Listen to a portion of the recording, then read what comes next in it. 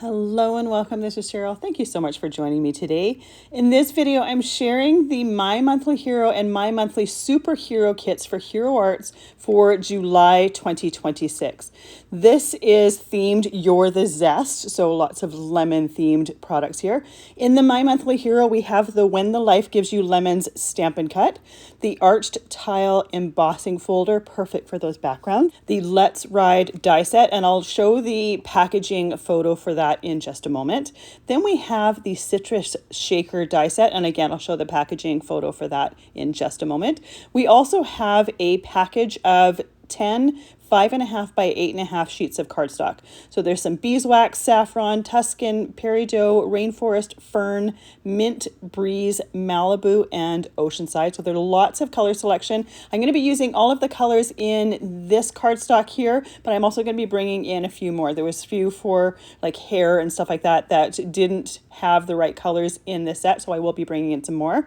The My Monthly Superhero kit includes My Monthly Hero plus the Squeeze the Day Stampin' Cut set, the Arched Tiles stamp set, as well as the Citrus Frame die set. So lots of dies, lots of different stamps, as well as that embossing folder and stencil. This is the product packaging for the Let's Ride die set. This one is for the Citrus Shaker die set, and this one is for that Citrus Frame die set. So we're going to have lots of a variety of different cards. I'm going to be doing 2 cards with the My Monthly Hero, and then I'm going to be doing 2 cards with the My Monthly Superhero kit. So the first card that I'm going to create uses the When the Life Gives You Lemons Stampin' Cut, and I'm going to watercolor this. So I have some Distress Watercolor cardstock here. I like the Distress Watercolor cardstock because it's nice and bright white. You could also use any color or any type of watercolor cardstock that you like. Now, when it comes to watercolor cardstock, there's one side that's got more texture to it and one side that's a little bit more flat. I work on the more flat side because for stamping and embossing, you just get some more pristine images out of it. So I'm going to stamp it with some Versamark ink. I'm going to heat emboss this with some Vintage Photo Distress Glaze. I thought for these particular images, brown lines were a little bit nicer, a little bit less stark than, say, black lines. I poured on that embossing glaze and then tapped off the excess, and I'm using my embossing tool in order to melt that powder.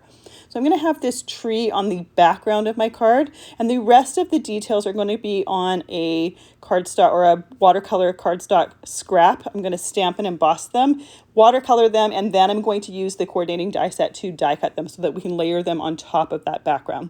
So I'm using the two chairs, the table. There is a cat, there is a basket of lemons, as well as like a jug of lemonade and a glass of lemonade. So we're going to be using all of those. I thought it would be fun to just create a scene. There's also a stamp and die in there for a window. If you wanted to add a little bit more to your background, you absolutely could. I always love when stamp sets have lots of different options so that you can really customize it to your liking. And then there's also a stamp or 2 stamps in there for sentiments. One says, "When life gives you lemons," and the other one just simply says, "Thanks, friend." So I'm going to use a combination of those 2 sentiments on this card, but I'm also going to be doing an extra set of sentiments for some of the other cards. I always rather have too many sentiments than not enough. And I'm going to heat emboss those with that Vintage Photo embossing glaze as well, so that coordinates. I have a scrap here of just plain white cardstock. It doesn't need to be anything fancy. I put both of those sentiments on there, and once again, I'm going to heat emboss them with that embossing glaze so that it coordinates with the images. You could heat emboss them with anything. You could also just use regular ink, and even for the watercolor, you could use a regular permanent ink. You definitely want it to be permanent because with watercolor, with the moisture, we don't want it to blend and bleed. I typically prefer to heat emboss my images before watercoloring for a couple of reasons. First of all, it makes watercoloring a little bit easier because of that we have that ridged edge from the embossing. So you can watercolor one area and then watercolor a completely opposite color right beside it. We're not going to have to worry about it blending and bleeding unless you go over the lines. The other reason is sometimes personally, I find that watercolor can look a little bit flat because it doesn't have any texture to it. And I really like things that have some texture to it. So by adding that embossed, or by embossing the image, we have that glossy embossed raised line. So it adds that extra texture to the watercolor naturally. For those sentiments, once I had them heat embossed, I just used the coordinating die set, taped them in place with some Best Ever Craft tape to make sure those dies weren't going to move on me. And then I die cut those and set those aside so they're ready to go when I'm ready to start assembling my card. For the background, I'm using some peeled paint distress refill on the bottom. I have a little palette here that I put my distress reinkers in for watercolor. These are intended for reinking your pads. You can use whatever watercolor medium you like, but I always love when you have a product that does more than one job. I chose the distress refills for this because I like the bright colors. I like the transparent colors. You could also use distress crayons or the watercolor crayons if you want. You could use other ink pads for watercoloring. If you have dye-based markers, you can use those for watercoloring as well. Just scribble them onto a piece of non-porous packaging or like a sour cream lid or something like that for a palette and lift up the ink from there. There's a lot of different things that you can watercolor or you can use for watercolor, and I love that it's so versatile. So for my background here, I'm really only putting the blue right behind the tree, right behind the trunk, and right towards the ground. I'm not coloring the entire background blue. Personally, I love it when it has the suggestion of color, but not the entire thing completely covered with color. And that's what I was going for with this one, but you could easily go all the way out to the edges if you prefer that look. I am starting where I want my color to be darkest, and then I'm just blending and bleeding all the way out. Now, I have a water brush here that has the water right in the handle, so I don't have to worry about having a jar of water there. If I want to change my color, I just squeeze it onto a piece of paper towel that I have to my right because I'm right-handed, and then it just pulls the water, it pushes the water through those bristles, and it completely cleans them out. For that sky there, I don't think I mentioned it, I've used some tumbled glass distress refill, and for the trunk, I'm using some vintage photo.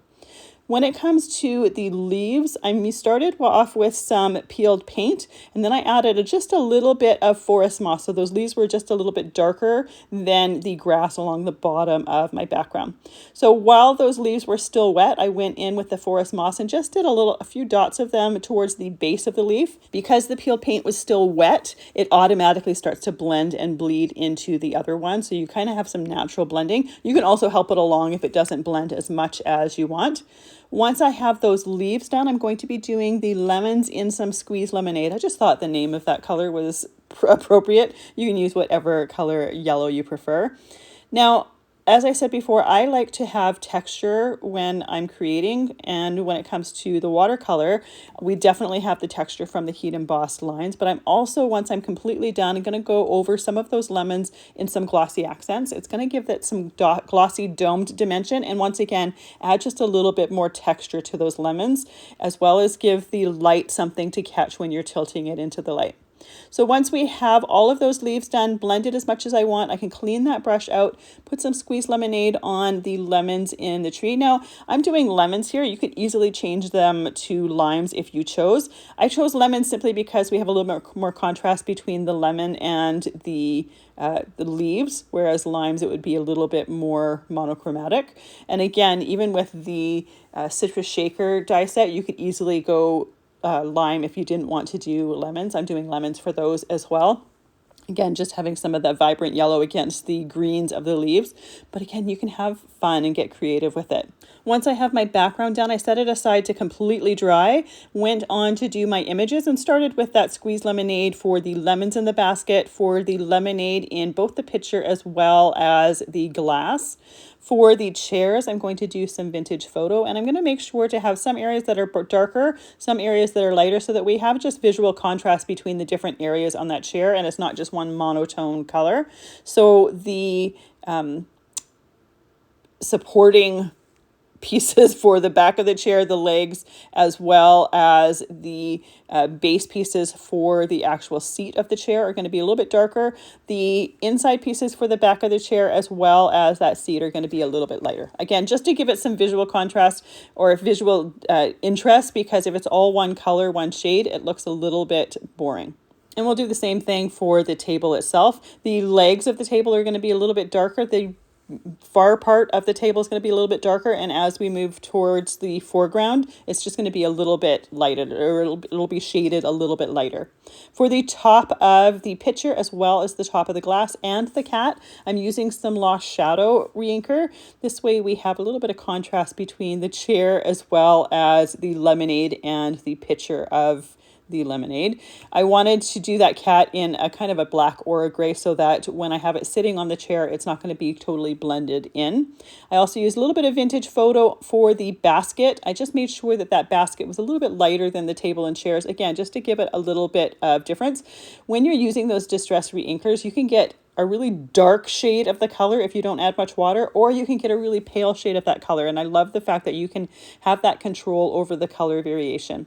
I let those pieces dry for just a little bit, and then I use the coordinating dies to die cut them out so that they're ready to go while I am assembling my card. The dies are really easy to match up and line up, and I do tape them in place to make sure that those dies don't move on me while I'm doing my die cutting. I'm going to create a mat for behind my image here out of some Truffle Cardstock. I've trimmed that to 4 inches by 5¼ inches, and my watercolor background I'm trimming down to 3¾ inches by 5 inches.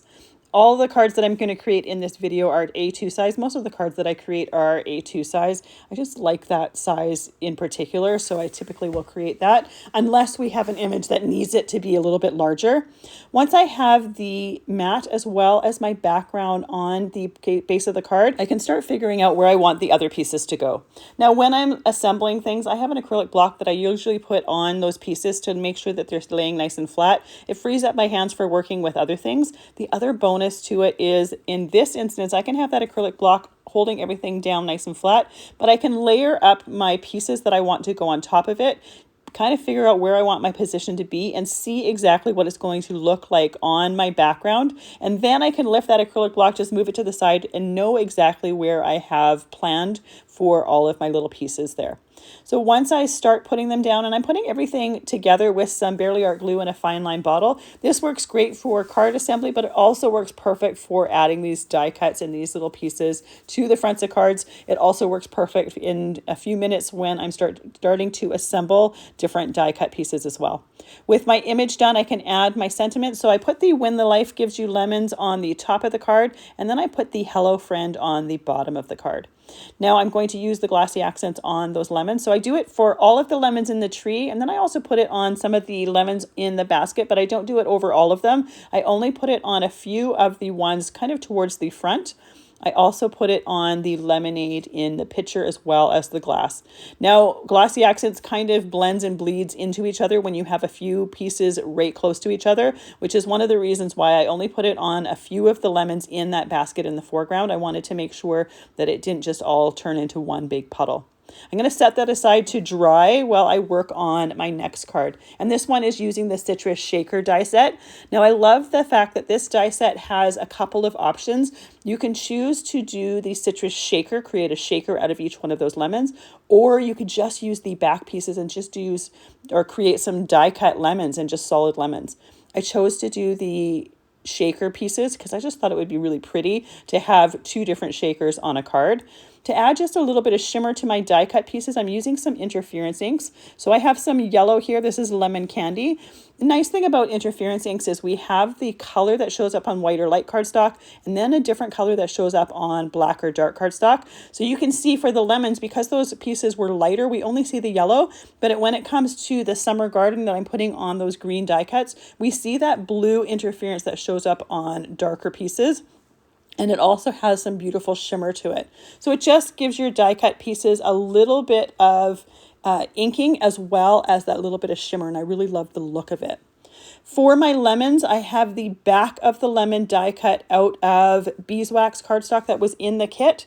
The other 2, or the layers to create the shaker, the outline of the lemon, are die cut out of saffron as well as Tuscan cardstock. There wasn't enough of one to do all the same color, so I'm just alternating it for the side of the shaker. We're only going to see the top one for the outline of that lemon right above the acetate pieces, so I don't really worry about what the side looks like. It's going to have just different versions of yellow, but they're so thin that I don't really think you're going to see different colors. And we're going to be looking at the focal point is going to be those shaker boxes anyways, not really the side of the shaker boxes. So I have 5 different layers for the sides of my shaker box.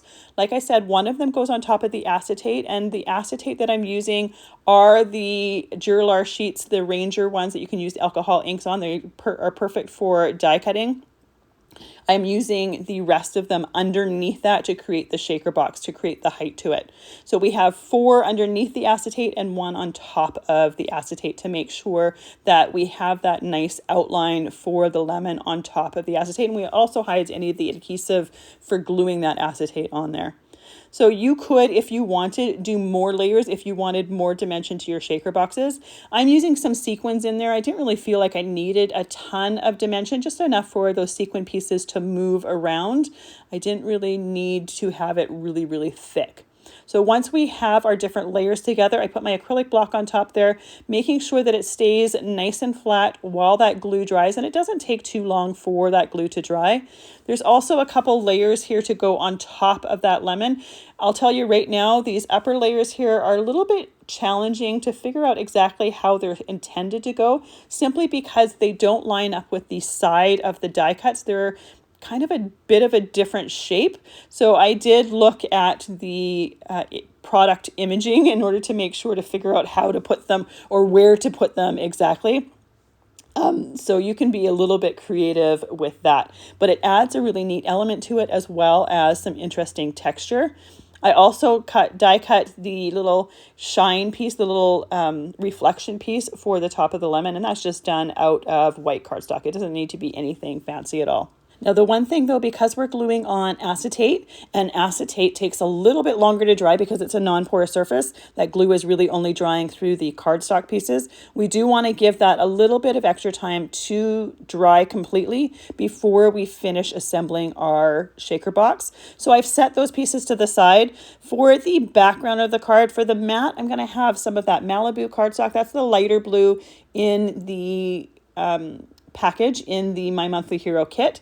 I have that trimmed to 4 inches by 5 1/4 inches. I took a piece of white cardstock and trimmed it to 3 3/4 inches by 5 inches. And then I took an oval from the Infinity Ovals set from Hero Arts, made a frame in the center. And then I'm using the Arts Tiles embossing folder to add some texture to that frame.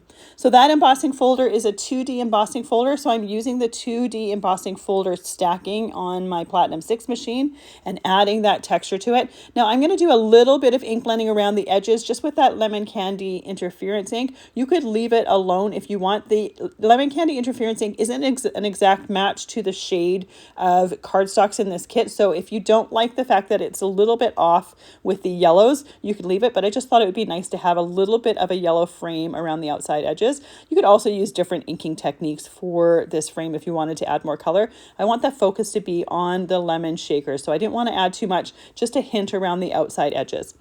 Now we have our bases to our shakers here ready to go.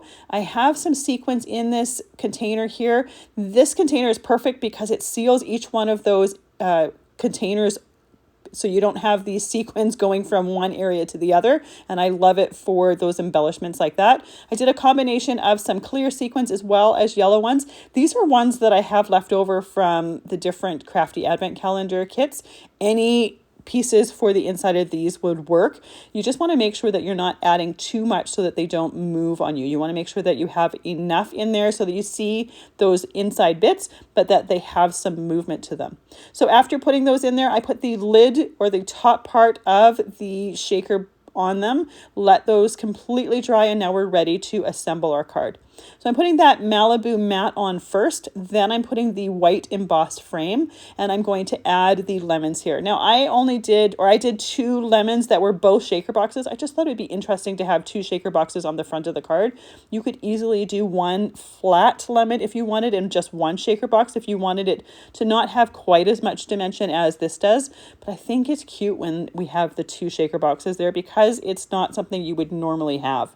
Once we have those shaker boxes in place, I can add the leaves to the top. Now with those leaves on the top there, it sticks really easily to the cardstock base of the card, but when it comes to shaping them and having them stick on top of the acetate, you do need to hold those leaves in place just a little bit till that glue starts to stick. Now, if you're sticking it to cardstock, it sticks a little bit faster than if you're sticking it to just the acetate. I use my fingers to shape those leaves so they're not completely flat die cuts. I think it looks a little bit more interesting, looks a little bit more organic, and just has a little bit more of a natural feel to it. So you'll see me here holding those die cuts in place, which I usually don't do if we're die cutting things flat or if I'm just doing flowers on the base of a card. But because we have that different dimension with the shakers for the lemons, it does need to be treated a little bit more gently, and we need to hold those pieces in place just a little bit longer. Once we have those leaves in place and they're sticking where they need to be, we can add our sentiment to the bottom. And I just use the When Life Gives You Lemons one from the When Life Gives You Lemons Stampin' Cut set, that extra one that I did there. Then I'm adding the little lemon flowers to our leaf cluster at the top, putting some on top of those leaves, tucking some behind. I die cut a bunch of them because I wanted to have a nice amount of flowers there. I didn't want to only have a few. I have some on the leaves, some on the lemons, and then a couple tucked in right behind. To add just a touch more texture, I'm using some stickles on the centers of those flowers. This is an iridescent one. It doesn't have any color to it. It's just going to have that glitter shine, and we're going to see the cardstock and ink colors underneath there. So here is the finished card with those lemons. We see all the movement from the shaker bits on the inside of them. And I love the different texture it has with those shakers. I think that's absolutely adorable. For the next two cards, I'm going to be using the My Monthly Superhero Kit, which includes that My Monthly Hero. So for the start of it, we're going to be using the Let's Ride die set here. I have the base of the bike as well as the helmet die cut out of the Oceanside cardstock, and I'm going to ink it with the Teal Twist interference ink. So the Teal Twist has that dark teal ink, but it has that pink interference, and you can see the difference between the plain cardstock and the inked cardstock. I just thought it would give the bike just something a little bit more interesting, a little bit different from the rest of the cardstock pieces that we're going to be putting together. Another option here would be to use, say, the Aquamarine Treasured Cardstock pack. These are packs from Spellbinders that have different metallic finishes to them. There's a matte finish, a mirror finish, a brushed finish. So that would be really fun for the bike as well. I've done the base, the chrome pieces out of silver mirror cardstock, just so it has that silver shine. You could just use gray cardstock if you want, but I really love the look of having the chrome pieces on some of those vehicle, or in this card, or in this case, the bike and the little sidecar die cuts. I think it just adds some interest to it when you have some of those specialty cardstocks on there. Now, this particular set has a ton of pieces to it between the bike, the sidecar, the little animal that goes on the sidecar, the lemon basket, and then the woman driving the bike. So I am doing these in sections. So I'm going to do the bike and the sidecar first. When I'm assembling pieces like this, I like to put everything out on my desk, all of the pieces that I need, all on my surface. And then I like to start assembling them together. And when I place them on my surface, I place them close to where they're assembled on the base pieces. This keeps it nice and organized. I can see which pieces I still have left to assemble. I can see exactly where everything is supposed to go. And obviously it gets easier as there's less pieces to glue down. Sets like this can be overwhelming, especially for someone that's new to die cutting. But by doing it this way, it takes some of that overwhelm out of it. It also makes it really easy to see exactly what you need and where it's supposed to go, and not be rummaging in a pile of die cuts. By doing this in sections, so I did my bike and sidecar with the helmet, and I did the helmet simply because it was the same color as the base of the bike and it was easy to put those two pieces together. Now I'm putting the little animal here together, again, putting those pieces on my surface close to where they go on the base pieces. For this one, because some of those pieces are really, really tiny, I'm using the wax tip tool from the Handy tool set. I'll also use the die piercer, so that I can kind of shimmy or shift pieces that are maybe not aligned quite well, or quite how they're supposed to go when I first put them on the base. By using the liquid glue, I can make sure to shimmy and move those pieces in place so that we have perfect placement with it. But that wax tool is definitely handy for those teeny tiny die cuts that are, smaller than your fingertip. It's really hard to see where they're supposed to go if your fingers are covering it. So by using a tool like this, makes it a little bit easier. Now that we have this little guy together, we can assemble, or we can add him to the sidecar. Now I put him so that his arms were behind the mirror on the product packaging. It has them in front of the mirror. You can do whichever way you want. I thought it just looked a little bit more normal this way. I didn't think in real life you'd be having his hands in front of the mirror, but you can do them however you want. Next, we're doing the basket with the lemons, and I have a ton of lemons here die cut. I'm not going to be using all of them. I, again, would rather have too many die cuts than not enough. Any extra die cuts that I have left over, I just put in a little Ziploc bag and I just put it right with the product packaging so that next time I'm using that particular set, I might already have some of the pieces cut that I need that are going to work for the project that I'm creating. So I start with assembling the basket. There's 2 different border pieces for that basket. And then I'm adding some glue to the lemons and just placing that basket over top of them so that when we start, we have the closer lemons towards the side of the basket. And as we're adding just a little bit more, they look like they're behind the other lemons. It just looks a little bit more natural that way. And then as I'm doing it, I'm also adding an odd leaf here and there. You can pick and choose exactly where you put them. Once the basket is as full as I want it to be, I can add it to the right behind the little critter guy in the sidecar.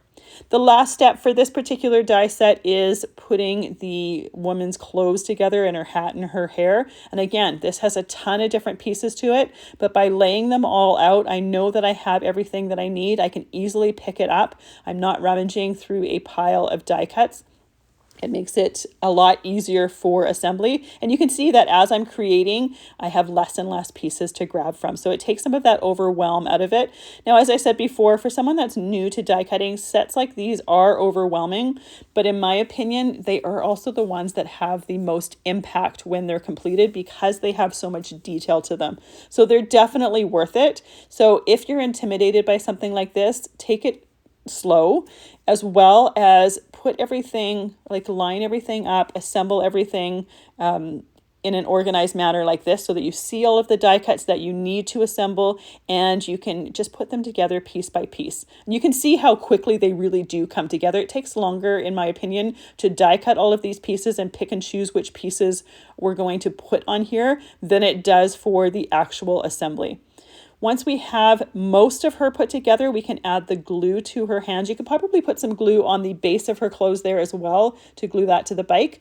Then the other part of her hands go in front of those handles. And then lastly, we have her little skirt here. And I definitely wanted to put that on last so that we can adjust exactly where it goes on her body. We can set that aside to completely dry, and then I'm going to be using the Art Tile stamp set for my background. Now, I am using that Malibu cardstock for the background, and I thought I was just going to stamp that stamp set with some Versamark ink so that we have that watermark look to it. My Versamark pad must be fairly dry because we don't see a whole lot of the watermark part of it. So I end up taking some clear embossing powder and just embossing that pattern on the background with clear powder. Because there's so much detail to that Let's Ride die set, I didn't want to add pattern to the background and have it to be too busy. So by just doing some clear embossing on there, we have that pattern in the background, but it's really quite subtle because it's just tone on tone. We have the matte texture of the cardstock and then the glossy texture of the embossing powder. So it's adding that pattern, a little bit of interest to the background, but it doesn't take anything away from our die cut pieces. So I'm pouring that embossing powder on top of there, tapping any of that excess off, and then using my embossing tool in order to melt that on there. And you may or may not be able to see it on here because it is tone on tone. There's one edge where the stamp didn't completely stamp all the way out to the edge. I don't really worry about things like that. It just makes it a little bit more interesting in my opinion. What you could do is either restamp the entire thing, but it's really hard with Versamark ink to make sure that it's a completely stamped image. Another option would be to use a brush and brush some of the embossing powder off of other areas so that it looks like it's completely intentional. But because we have so much detail in our die cut pieces, to be honest, I don't think if I didn't mention it, I don't think anyone would have noticed. For this particular card, I'm using some of that Oceanside. This is the same cardstock that the bike and the sidecar are out of. That was trimmed to 4 inches by 5 1/4 inches, and our embossed piece here is trimmed to 3 3/4 inches by 5 inches. And then we're adding our little die cut embellishments on the top there. So I'm putting some glue all over that back to make sure that it sticks to the base really, really well.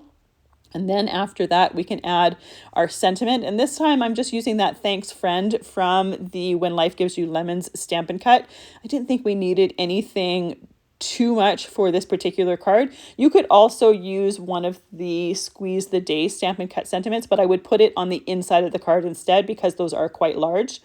For the last detail to this, I'm using some glossy accents, putting it on the glasses of our driver here, as well as on top of the glasses for our critter. A couple of those lemons also on the lights on the bike as well as the sidecar. This just gives that glossy domed dimension. It really just gives some shimmer and shine to show up when you tilt it into the light, and I think it takes it to the next level.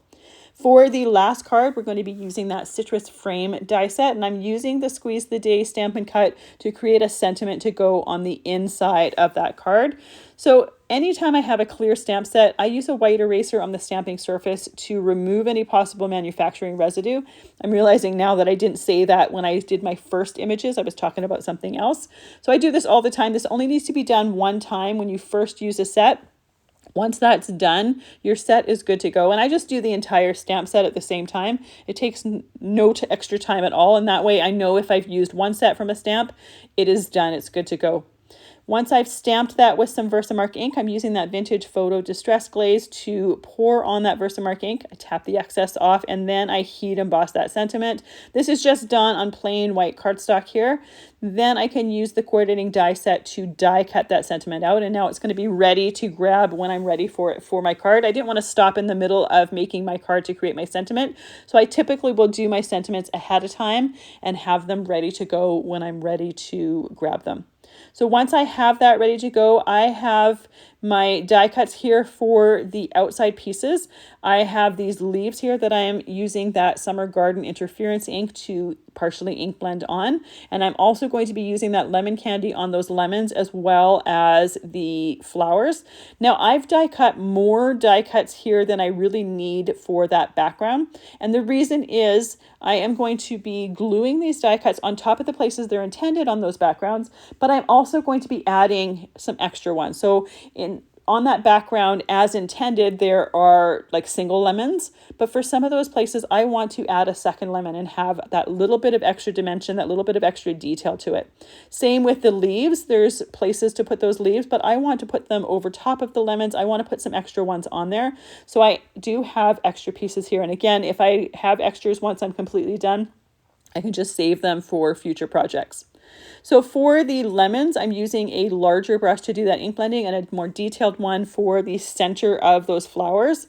Now I'm using interference inks here because I love the shimmer that they give. You could use regular blending inks. If you don't necessarily want that shimmer, if you just want the ink blending color, you absolutely can use other inks as well. I just really quite like the extra touch that the shimmer gives. I don't do it on all of my ink blending, but there's just some die cuts that I think that little bit of shimmer just takes it to the next level.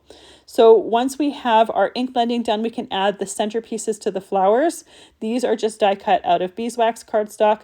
Then we can set those aside to dry and we can start to assemble our card. For the back of this card, I'm using a 1/4 sheet of Breeze cardstock. So that is 4 1/4 inches by 5 1/2 inches. The outer frame of the citrus frame die set goes all the way out to the card edges.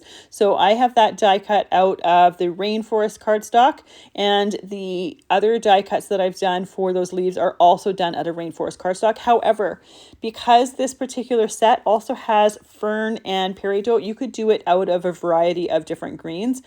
Personally, I just really like that Rainforest and thought it was perfect for this, but you could add other green shades if you want. I'm going to start with some of the lemons. I kind of mix and match as I'm going. I do what's on the base of my die cuts here first, and then I go back in and just add some extra pieces while that glue is wet. I don't want to let that glue completely dry, and because there's a lot of pieces on here, I want to make sure that if I want a leaf tucked behind something, I get that done. Same with the flowers. If I realize that there's a flower that is supposed to be tucked behind something and I've put that on there, I want to try put that on there before that has set and make sure that we have any of those pieces that are supposed to be behind. You can see as I'm gluing them on here, these go outside of that 4 1/4 by 5 1/2 inch card base. I'm gluing everything on here. I'm going to let it completely dry. And then I'm going to use my shears just to trim those edges. So we don't need to worry about the edges of the card. This is another reason for having extra die cuts. Another option here would be to trim it as you go and use some of those extra pieces to enhance parts of the card if you want. Personally, I found that a lot of the pieces that I trimmed off were fairly small anyways, that I wouldn't be using those for on the different elements of the card anyway, but you certainly could. If you see on that lemon that is on the top right of the card, if that little piece that gets cut off there, if you find that a place that you think that could be used, absolutely you can reuse those little bits and pieces. So I'm going to keep on going, assembling the different background here. Now, the flower itself is a fairly unique shape. It's definitely not a uniform shape. So you definitely want to make sure that you're positioning it, or you figure out exactly how it's positioned before adding the glue. It's much easier to figure it out ahead of time. You can see some of those flowers I'm putting behind the lemons. Some of them I'm putting in front. I try to keep it a little bit random. I think it looks a little bit nicer that way. I don't want them all tucked behind the lemons, and I don't want them all in front of the lemons. Some of them I'll put leaves in front of. Some of them I'll put leaves behind, but by having lots of different options with the die cuts, it gives you a lot of different options while you're creating, and having extra pieces is very helpful as well. The last thing I want to do is in the middle of a project like this, have to stop and cut another lemon or stop and cut another flower. Again, any of those extra pieces that I have left over, I'll just put them in a little tiny Ziploc bag, put them with that product packaging, and then next time I'm creating with it, I can easily just possibly use those pieces that are already done. They may work perfectly for whatever it is I'm creating. Now I'm doing this as the frame. You could easily take some of these pieces and just kind of create a cluster of lemons in the center of your card if you chose. Instead of, say, doing the lemon or the citrus shaker, you could do some of these lemons and flowers for a card in a similar-ish style. However, I do really like the shaker of those lemons, but you can really have fun with them. Once I have my die cuts around the outside edges, I'm going to add that sentiment to the center of the card. Now, I did that sentiment with that vintage photo distress ink. There's really no browns in this, so you could easily change up those colors if you want. Another option here is I put that Breeze cardstock there as is as well. If you wanted to add some visual dimension, you could ink blend around the outside edges before adding it to the background, and then you have some shading there as well. Because we have that citrus frame, I definitely would be doing those ink blending around the edges a little bit more in than you necessarily would on a plain background, so that you can see some of that ink blending. But that's another way to add some visual interest to this background as well. Once we have this completely done, we can let that totally dry. And then the other thing that I do want to add to these flowers are some of that stickles. It's going to add that little bit of shimmer. You still see the color of the cardstock underneath it, but it adds some interest, some texture, and it's just one of those ways I like to do stickles in the center of the flowers and some other things when I'm creating, but it adds some sparkle, it adds something for your eye to catch, and it adds that texture to it. So once we have that done, I let that dry for probably about a half an hour, maybe 15 minutes, I don't really remember. Then I flipped it over and cut off those excess pieces. You can see those pieces were fairly tiny. They looked a lot bigger when they were glued to the front than they actually were when you're cutting them off. But I just love the look of this little frame around that. And to add extra texture to that background, you could also use the Arch Tiles embossing folder to emboss that background before assembling it. You could also use that Arch Tiles stamp set to create some texture to that background if you felt that it was needed. Then we have our Let's Ride card with that adorable little critter on the side. Now you'll find everything that I've used listed and linked in the description box below. Then we have our citrus shaker. I just love those lemon little shakers. These would even be fun just doing as individual ones for kind of gift cards or something like that. You could write on the back of them, so for something a little bit different. Then we have our very first When Life Gives You Lemons watercolor card. I absolutely love the theme for this month, and they were so much fun to create with. Thank you so much for joining me today. I really appreciate all the time that you spend with me. I hope you have a fantastic day.